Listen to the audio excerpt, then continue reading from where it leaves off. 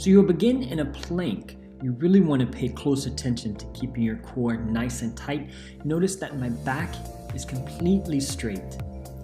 You're going to switch hands, reaching from side to side. Now, when one arm is in the air, you'll notice that my neck is still long.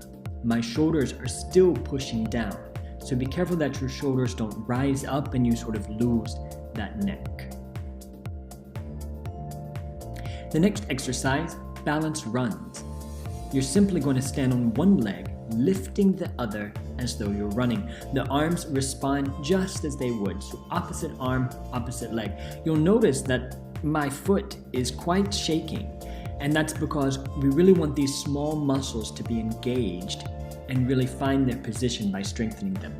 You'll of course take each leg, but just focus on keeping the back straight, the core tight, and the knee, hip, and toe in line.